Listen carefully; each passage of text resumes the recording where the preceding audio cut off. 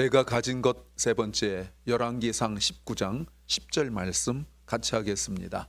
저가 대답하되 내가 만군의 하나님 여호와를 위하여 역심히 특심하오니 이는 이스라엘 자손이 주의 언약을 버리고 주의 단을 헐며 칼로 주의 선지자들을 죽였음이오며 오직 나만 남았거늘 저희가 내 생명을 찾아 취하려 하나이다. 아멘. 우리가 믿음 좋은 사람들을 보면 믿음 좋다라는 기준은 객관적 기준은 없습니다. 근데 믿음 좋은 사람들을 보면 어떤 모습일까? 여러분 생각은 해보셨어요? 이분은 믿음이 좋다. 어떤 모습일 것 같아요? 이 사람 믿음이 별로다. 누가 떠오르고 이러지 말고 어떤 모습일 것 같아요? 성경에 정말 많은 분들이 있습니다. 근데 믿음 좋다, 하나님께 쓰임받았다 라고 말할 분들 중에 아마 엘리야를 빼놓고는 말할 수 없어요. 왜냐하면 엘리야는 능력이 많아서 하늘에서 불을 내릴 수 있었던 분입니다. 바알과 아세라를 섬기는 그 제사장들과 850대 1로 기도하여서 하늘에서 불을 내렸던 어마어마한 분이죠. 뿐만 아니라 지금까지 살아오면서 죽음을 경험하지 않고 하늘 올라간 두 분 중에 한 분이에요. 이분이 하나님을 만나서 대화하는 장면이 오늘 본문 10절입니다. 10절에 보니까 엘리야가 대답하였다. 나는 이제까지, 잘 보세요, 이제까지 주 만군의 하나님만 열정적으로 섬겼습니다. 열정적으로 자기가 어떻게 하나님을 섬겼는지를 말할 때 우리가 조금 겸손하게 제가 최선을 다했는데 이러지 않고 하나님 앞에 우리끼리 말하는 것도 아니고 하나님한테 대놓고 뭐라고 말하냐면 나는 열정적으로 하나님만 섬겼습니다. 그러나 이스라엘 자손은 주님과 맺은 언약을 버리고 주의 제단을 헐었으며 주님의 예언자들을 칼로 쳐서 죽였습니다. 이제 나만 홀로 남아 있는데 그들은 내 목숨마저도 없애려고 찾고 있습니다. 지금 엘리야가 하나님 만나서 하는 얘기예요. 이 말씀을 들은 하나님께서 그 다음에 보면 어떤 말씀하시냐면 너는 왜 여기 있느냐? 주님께 묻습니다. 너는 왜 여기 있느냐? 그럼 대답을 해야 되잖아요. 그런데 14절 보세요. 똑같이 말합니다. 지금 여러분 앞에 뒤가 많이 바뀐 것 같지만 숫자만 바뀌었어요. 엘리야가 대답했다. 나는 이제까지 주 만군의 하나님만 열정적으로 섬겼습니다.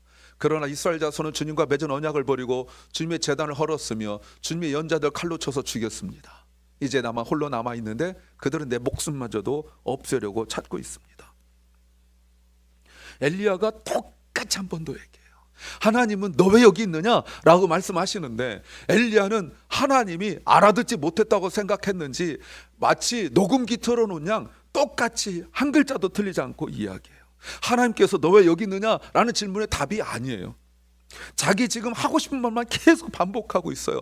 하나님과 만약에 대화라면, 이게 기도라면 하나님께서 묻고 있는데 너 왜 여기 있니? 라고 묻으면 제가요 여기 있어 이렇게 얘기해야 되는데 지금 하나님께서 묻기도 전에 그 말하고 난 뒤에 하나님 물으셨는데도 똑같이 이야기하고 있어요. 왜 이런 말 한다고 생각하세요? 물론 성경에 기록된 대로 정황을 본다면 아까 말씀드린 것처럼 엘리야가 갈멜산에서 우상을 섬기는 그 제사장들과 대결하여서 하늘에서 불을 내린 신이 참신이다. 이 과정을 통하여서 엘리야가 불이 내렸고 그리고 우상을 섬기는 제사장들은 불을 못 내렸거든요. 그래서 엘리야가 백성들과 함께 그 제사장들을 다 죽여버렸어요. 이러면 그 소식을 들은 이세벨이 왕비입니다. 좀 기가 꺾이고 낙심하고 아이고 무서워 이럴 줄 알았더니 어떻게 된, 이런 표현 죄송합니다만 어떻게 된 여자가 얼마나 기가 센지 그 말을 듣자마자 아합 자기 남편이 이야기합니다. 기가 얼마나 센지 내가 그놈을 내일까지 죽이지 않으면 내가 가만두나 봐라 막 이렇게 말한단 말이에요. 그걸 또 누가 얘기했는지 엘리야한테 얘기해요. 여러분 그 말을 들은 엘리야가 뭐라고? 이것이 어디서? 이러지 않고 여러분 그 말을 듣자마자 왕궁에 산 그 기가 여기까지 전달됐는지 엘리야가 기가 팍 죽어요. 여러분 수많은 백성들 앞에서 우상을 섬기는 제사장 850명 앞에서도 기가 꺾이지 않았던 엘리야가 이세벨의 그 말 한마디에 기가 팍 꺾여가지고 도망갑니다. 광야로 도망가요. 그래서 한참 도망가서 그 로뎀나무라는 나무 밑에 누워가지고 기도해요. 주님, 저 죽여주세요. 죽는 게 나을 것 같아요. 이렇습니다. 너무나 기진맥진했어요. 하나님이 전사를 보내셔서 먹이시고 막 이렇게 했죠. 그리고 난 뒤에 40일이 지나고 난 이후에 엘리야가 하나님 만나서 하는 말이에요. 주님, 이제 나만 홀로 남았습니다. I only am left. 그런데도 사람들이 나를 죽이려고 합니다. 그 이 말의 의미가 뭐냐면 정말 나만 있습니다. 어떤 외로움만 이야기하는 건 아니. 물론 그런 뜻도 있어요. I'm loneliness 뭐 이런 뜻도 될 수 있어요. 그런데 또 다른 말로 말하면 자기가 아무런 가치를 깨닫지 못하고 있는 것처럼 느껴질 수도 있다 이 말입니다. 자기가 아무것도 아닌 거예요. 예. 자기 인생을 자기가 볼 때 아무것도 아니에요. 여러분 며칠 전에 하늘에서 불을 내리는 사람이 하는 말입니다. 나만 남았다는 말이 여러분 마치 다 변절했는데 이스라엘 자손은 주님과 맺은 언약을 버리고 주님의 제단을 헐었고 선자들 죽였는데 나만 남았습니다. 대단하지요? 라는 의미가 아닙니다. 나도 별거 아니에요. 이런 생각이에요. 책 하나를 소개하고 싶은데요. 책 보십시오. 프란츠 카프카라는 사람이 지은 책이에요. 변신이라는 책입니다. 1916년도 책이죠. 그레고르라는 그 사람이 주인공이에요. 아주 무능력하고 무기력한 부모와 어린 여동생을 두고 이 그레고르가 참 묻은 애를 씁니다. 열심히 일하고 인정받고 해서 좋은 직장인이 돼요. 그런데 소설이니까요. 어느 날 갑자기 눈을 떴는데 이상해요. 보니까 자기가 흉측한 벌레로 변해 있는 거예요. 흉측한 벌레로. 그러면 우리가 기대되는 거 뭡니까? 그래도 벌레로 변했지만 가족이고 자기들을 위하여 애쓰고 수고한 가장처럼 애쓴 그 아들이며 또 오빠니까 잘 돌보고 그럴 거라고 생각했는데 처음에는 그렇게 해요. 처음에는. 그러니까 돈 벌어오던 아들이 돈을 못 벌어오니까 무능력하고 무기력했던 아버지가 그래도 먹고는 살아야 되니까 나가서 돈을 벌기도 시작하고 뭐 이렇게 가족들이 움직이는 것도 있어요. 근데 점점 짜증이 나는 거예요. 여태 이 아들은 자기들을 먹여 살리려고 짜증도 안 내고 열심히 돈을 벌어서 섬겼는데 그 며칠 지나고 나니까 아무것도 안 하고 밥만 축 내고 모습도 흉측한 자기 아들이 오빠가 꼴 보기 싫은 거예요. 그래서 자기 아들이 쓰던 방에 벌레인데 벌레 이렇게 숨어 있을 거 아니에요. 그런데 거길 다른 사람들한테 새도 내주고 막 이래요. 그러다가요 아버지가 그러니까 먹을 것도 잘 안 줍니다. 이제 흉측하다고. 그러다가 사과를 집어 던졌는데 이 아들한테 그레고르한테 맞아요.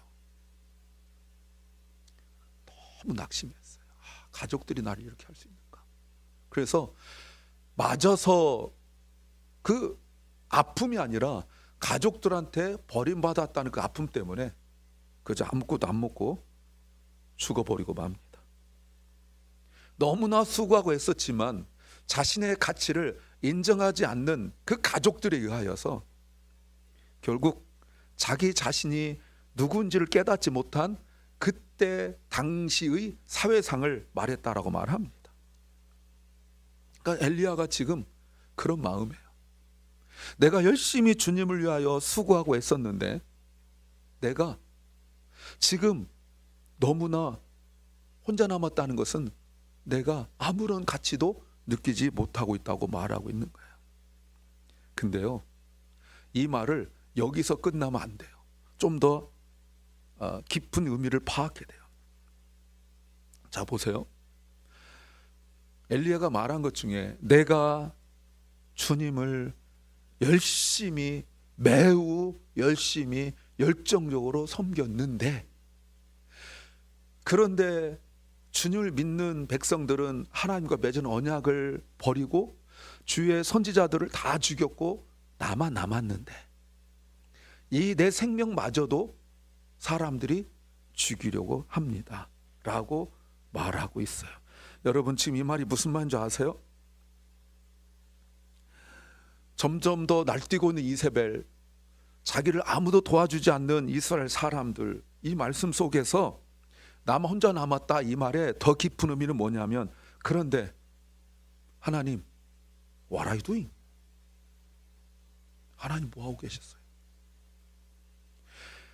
주의 선지자들이 다 죽임을 당하고 나만 남았는데, 내가 이렇게 열심도 very란 말을 썼지 않습니까? very zealous. 내가 열심히 주님을 섬겼는데, 한눈 팔지 않고 주님을 섬겼는데 나만 남았습니다. 그런데 하나님은 뭐하고 계셨어요? 마치 나만 죽어라고 뛰는 것 같고, 마치 나 혼자만 열심히 일하는 것 같은데, 하나님 뭐하고 계세요? 지금 하나님이 나한테 이런 질문을 하실 겁니까? 너 왜 여기 있니?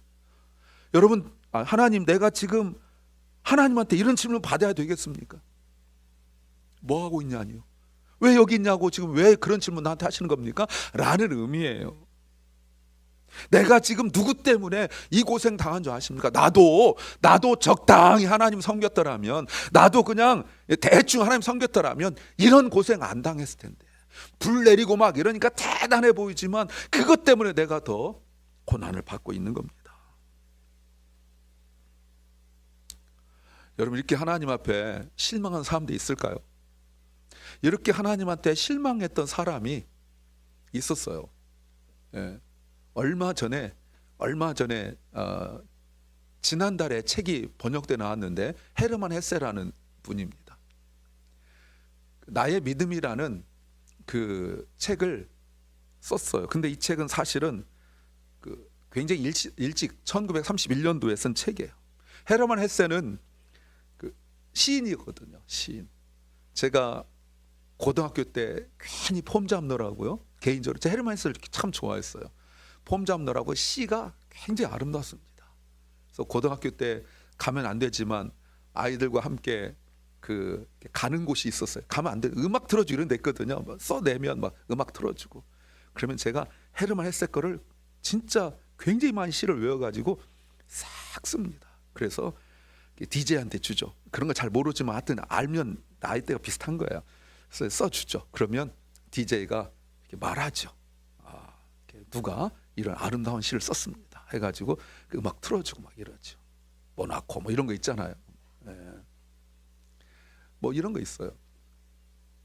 제가 여담이지만 고등학교 때 친구들 연애 편지 대필 엄청 많이 했습니다. 막 쓰고 막 이랬었어요. 그때 제가 가장 많이 외웠던 것이 헤르만 헤세였어요. 근데 이 나의 믿음이라고 생각하니까 얼핏 생각하면 기독교 책 같은데 그게 아니고요, 내가 하나님한테 얼마나 실망했는지에 관한 책이에요. 아버지는 헤르만 헤세를 목사로 만들려고 신학교도 집어넣고 이랬거든요. 그래서 좋은 신학교 보내려고 아버지가 국적을 바꿀 정도로 열심히 있었어요. 그런데 들어간 지 1년 만에 포기하고 나와버립니다. 왜냐하면 너무 강요된 신학, 이것만 답이라는 그 신학, 거기서 넌더리가 나가지고 도망 나와요. 막 자살 미수도 하고 막 이렇습니다. 근데 결정적으로 1차 대전과 2차 대전을 지나면서 히틀러나 이런 사람들이 있었잖아요. 그들의 왜곡된 신앙, 그리고 히틀러 잘못됐는데 거기에 빌붙어 가지고 히틀러 잘했다고 말하는 목회자들의 모습 속에서 헤르만 헤세가 완전히 넌더리를 느껴요. 그래서 이렇게 자기만 유일한 신이고 내가 보낸 아들만 믿어야 구원받는다고 말하는 하나님에 대한 실망을 갖게 됩니다. 그던 차제에 자기 새 아버지가 이제 돌아가시고 엄마가 재혼했는데 새 아버지는 선교사까지 하신 분인데 그 아버지 영향을 받지 않고요. 누구 영향을 받게 되냐면 외삼촌의 영향을 받아요. 외삼촌은 일본에 그때 살고 있었는데 불교에 심취해 있었거든요.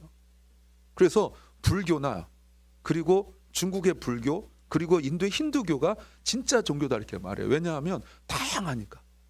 그 사람들은 이것도 신이고 이것도 신이고 이것도 신이다 이렇게 말하니까 거기서 마음을 위로를 얻는다라고 쓴 책이 바로 이 책이에요. 제목은 나의 믿음 하니까 여러분이 쏘가서 요 근래 기독교인들 많이 사거든요. 근데 사면 안 돼요. 제가 다 얘기했으니까 굳이 말할 필요 없어요. 여러분이 보세요. 하나님한테 실망하니까 하나님을 잘 믿던 사람도 이렇게 되어지는 거예요. 여러분 오늘날도 다르겠습니까? 여전히 교회 모습에 또 하나님께 실망하고 목회자들이 실망하고 한 사람들이 얼마나 많아요. 지금 엘리야가 그 정도는 아니지만 하나님께 실망하고 자기만 힘들다고 말하고 있어요. 이런 엘리야에게 정말 자기만 남았다고 말한 엘리야에게 하나님께서 뭐라고 말씀하실까요? 이 자식이 이러실까요? 네가 선지자야 이러실까요? 네가 얼마 전에 불 내린 그런 놈이야 이러실까요? 아니면 하나님이 어이구 네가 얼마나 힘들면 이런 말 하겠니? 라고 하실까요? 여러분 아니에요. 우리가 이런 하나님의 좀 방법을 좀 배우셨으면 좋겠어요. 오늘 핵심이 이건데 자 보세요. 하나님께서 그런 엘리야에게 두 가지를 말씀하시는데 첫 번째가 이겁니다. 해야 할 일이에요. 사명을 이야기합니다. 엘리야에게 하나님께서 말씀하시는 것이 첫 번째가 할 일인데 그것이 무엇이냐면 사람을 세우는 일이에요. 아람의 왕을 세우고 네 후계자를 세워라 라고 말씀하시는 거예요.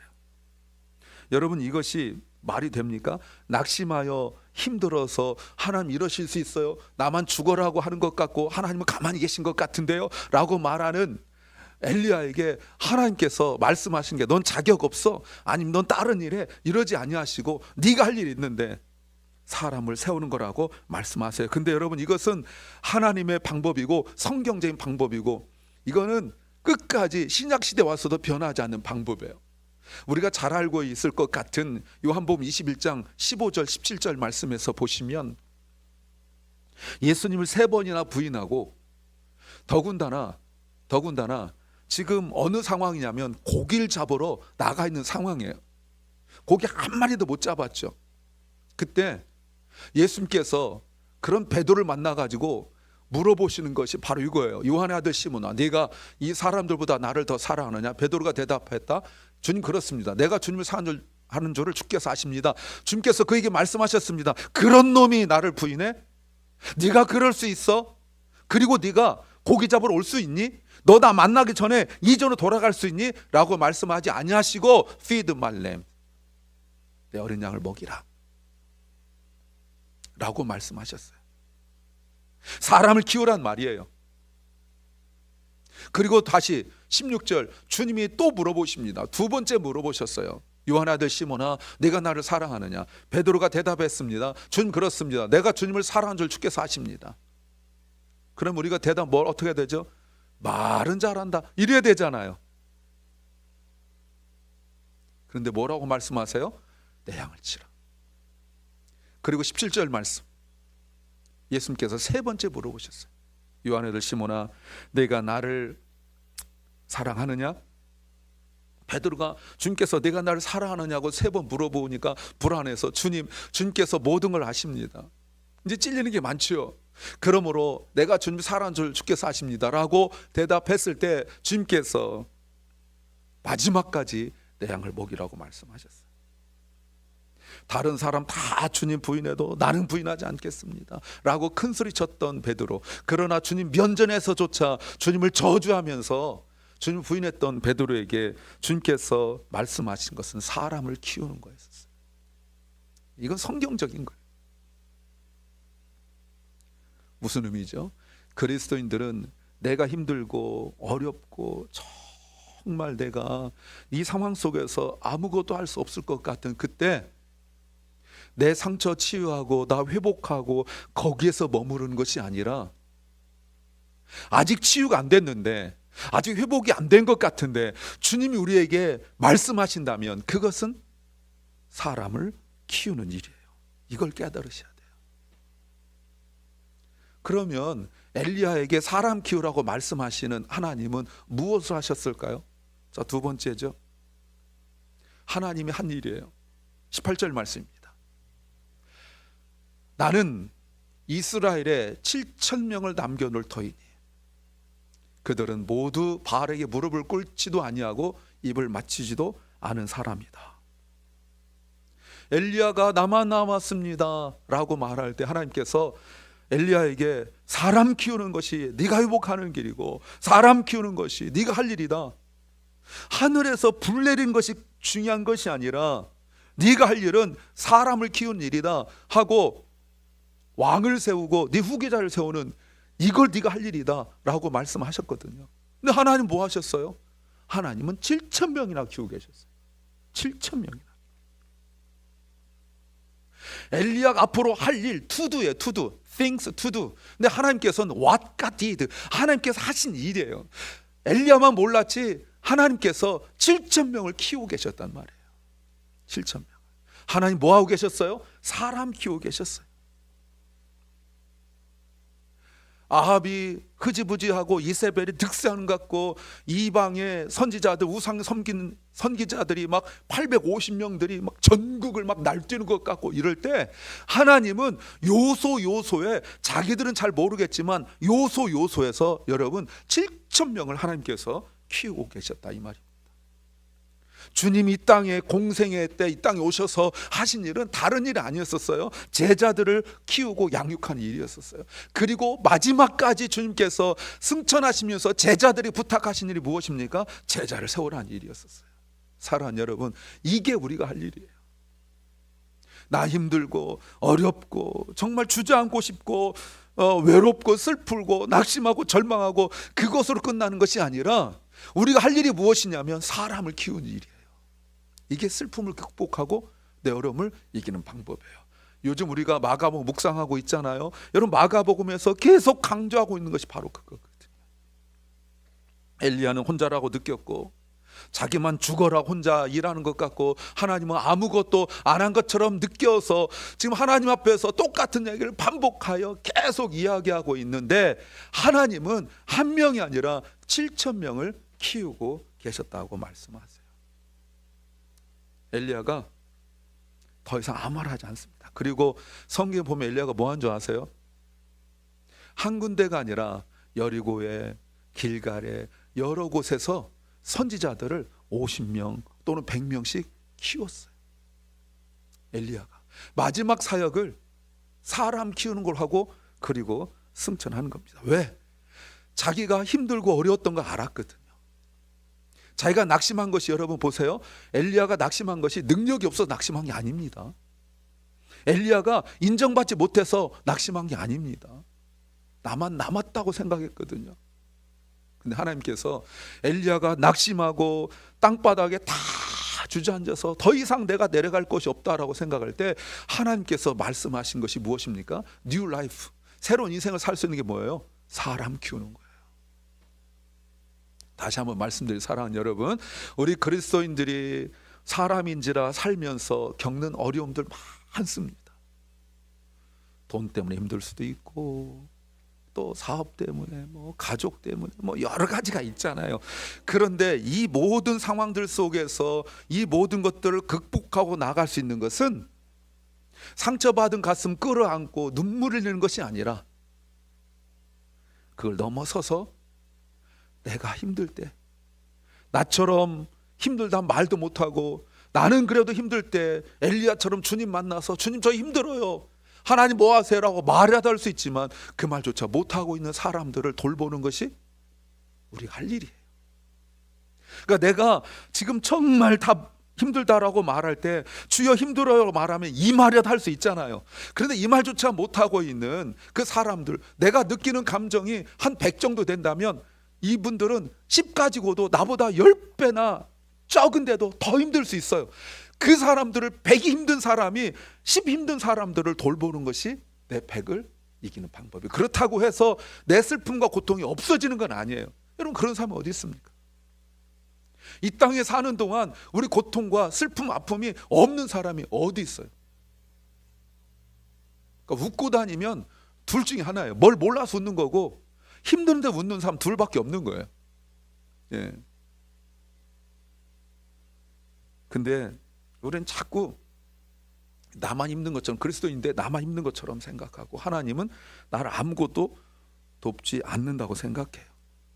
물론 객관적으로 힘들 수 있습니다. 가진 것이 없어서, 또는 내 질병이 계속 너무 오래되고, 뭐 내 문제가 풀리지 않고 이럴 수 있어요. 근데 우리 진짜 힘든 것은, 우리 그리스도인 진짜 힘든 것은 무엇이냐면, 상황이 힘든 것이 아니라 이런 상황 속에서 하나님 나를 돕지 않는다고 생각하는 게, 그게 정말 힘든 거예요.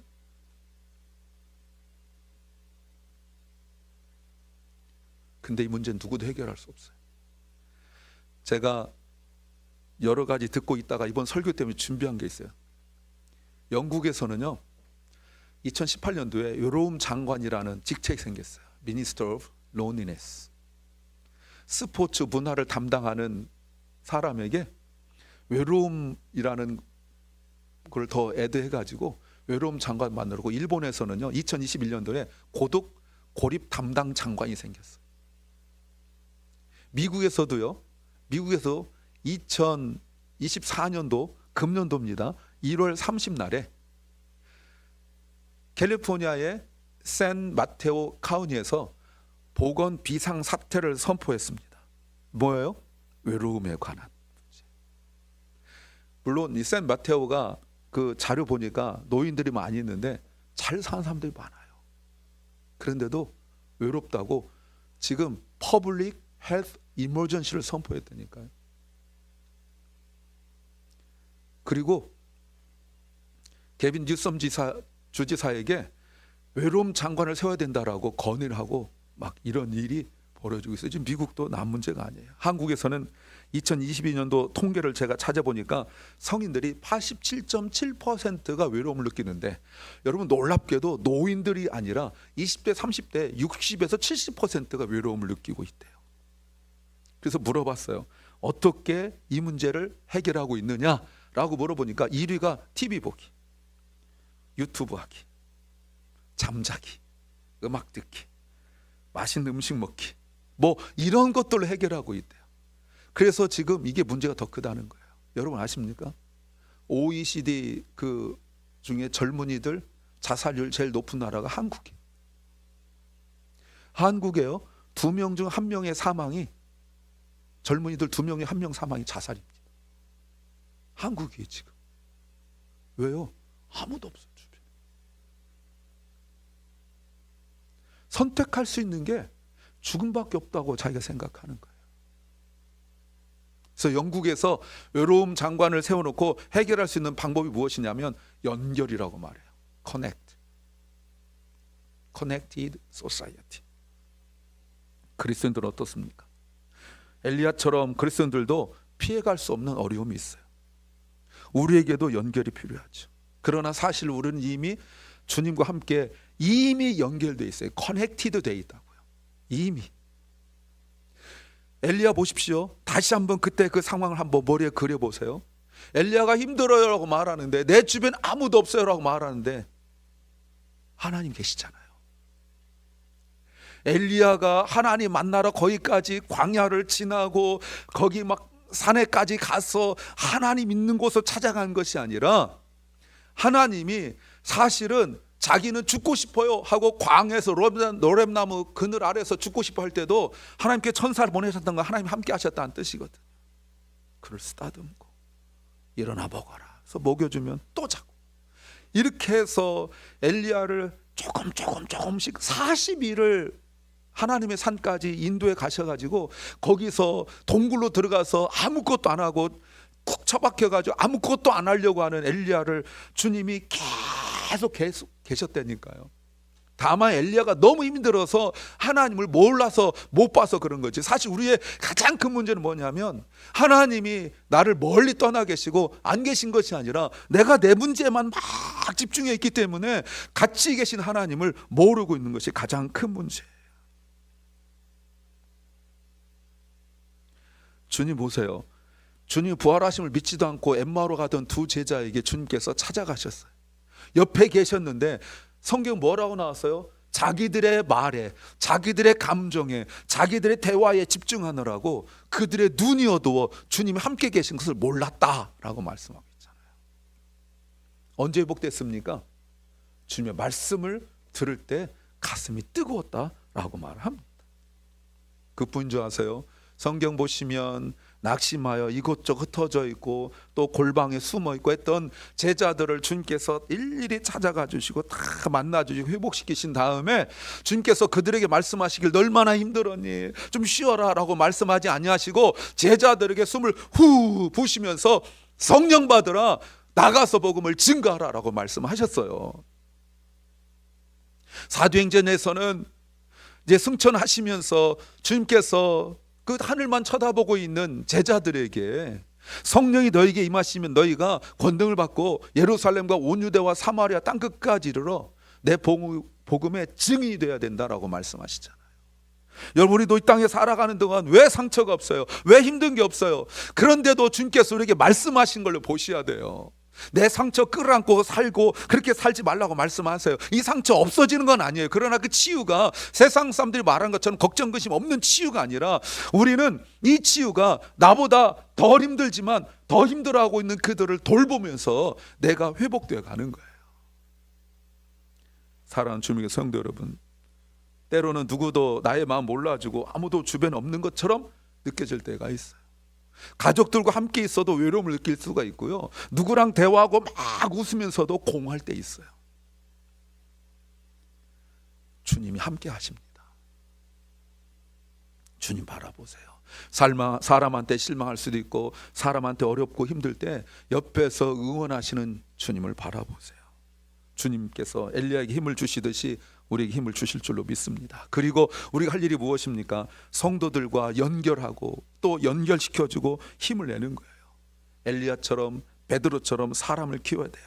여러분 아십니까?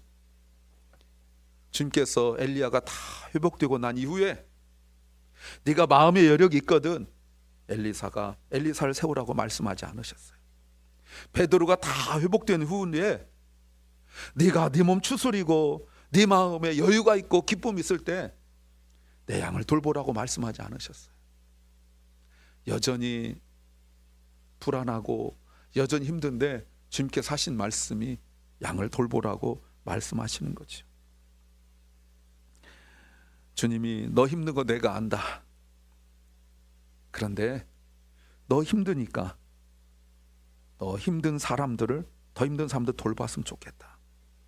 여러분 놀랍게도 우리 그리스도인들은 그런 말씀의 힘을 얻어요. 세상에서 치유 교회 내에서도 치유 세미라는 거 있습니다. 그런데 가서 보면 여러분 저도 치유 세미나 받았고 치유 세미나 강사해 본 사람이 예전에.